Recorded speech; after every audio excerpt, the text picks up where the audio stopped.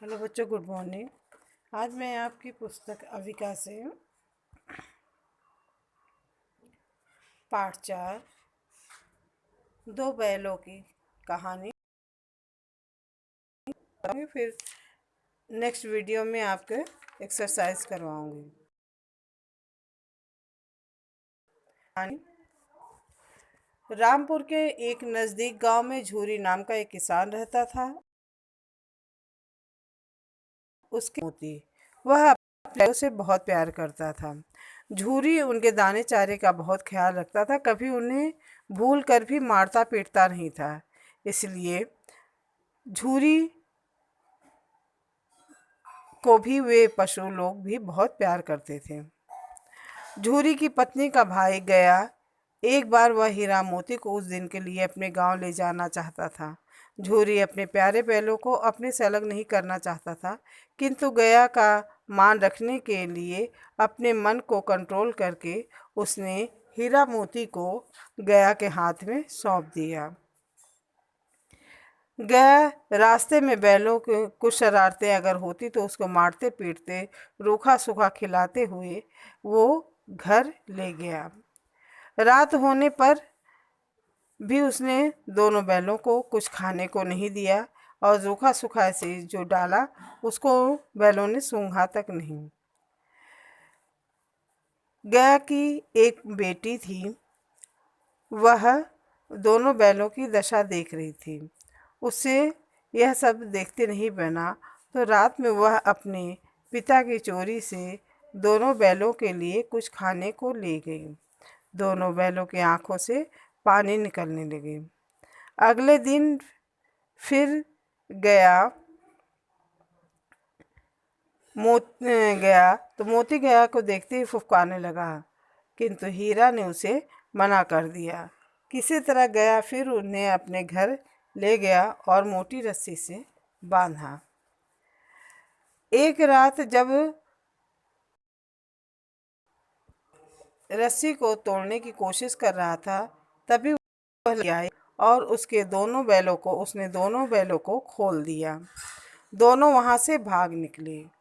भोर होते होते वहां से बहुत दूर निकल गए, पर अपना परिचित रास्ता भूल चुके थे। रास्ते में एक विशाल सांड मिला। दोनों ने आंखों में आंखें बातें कर फिर मुकाबला करने का निश्चय किया। सांड ने फुफकारा तो हीरा पर वार किया तो मोती ने पीछे से हमला किया।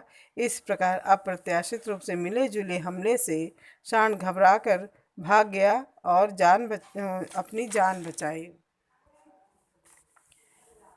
अपने से दोगुने बलशाली सांड को पराजित कर विजयी योद्धा की तरह दोनों आगे बढ़े और इस जीत के स्वरूप पास के मटर के खेत में घुसकर मटर मुलायम फुनगियां खाने लगे। अभी पेट भरा भी नहीं था कि खेत के रखवाले ने उन्हें पकड़कर कांजी हाउस में बंद करवा दिया।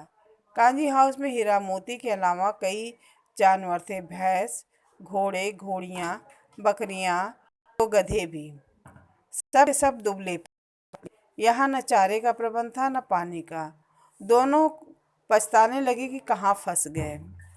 इससे अच्छा तो गया का घर ही था।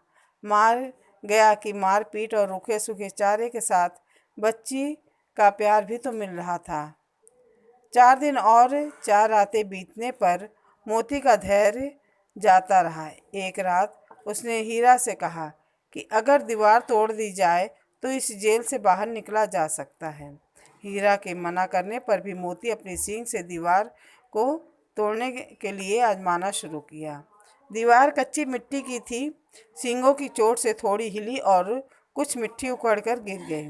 मोती ने उत्साहित होकर फिर प्रहार किया।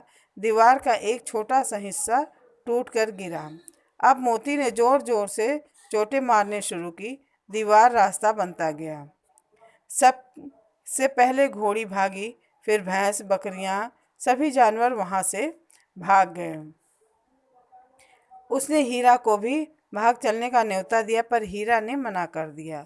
सुबह होने पर कांजी हाउस के मालिक जब दीवार टूटी देखी तो कांजी हाउस सिर पीट लिया। उसने हीरा मोती को नीलाम कर दिया। सबसे ऊंची बोली लगाकर व्यापारी ने उन्हें खरीद लिया और दोनों को हाँकता हुआ अपने गांव को चल पड़ा। मार खाते, भूख प्यास सहते दोनों कमजोर हो गए थे। अब और प्रतिरोध की शक्ति नहीं थी। चलते चलते अचानक उन्हें रास्ता जाना पहचाना सा लगा। तो न जाने उनमें कहाँ से दम आ गया और वो दोनों एक दूसरे की आंखों में देखा और व्यापारी के हाथ से रस्सी छुड़ाकर भाग चले।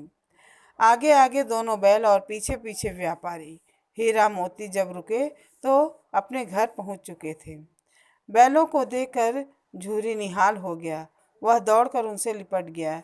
हीरा मोती की आंखों में अश्रुधारा बह निकली। तभी व्यापारी पीछे से आकर कहा, झूरी से उसे मांगा। मोती ने आओ देखा नताओ व्यापारी पे झपटा। व्यापारी डरकर ऐसा भागा कि पीछे फिर नहीं लौटा।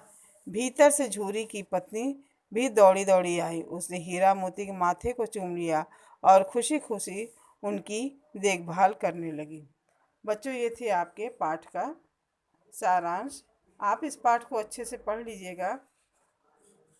पढ़ने के बाद मैं आपको इसका शब्दार्थ और प्रश्नोत्तर नेक्स्ट वीडियो में भेजूंगी। तब तक के लिए धन्यवाद।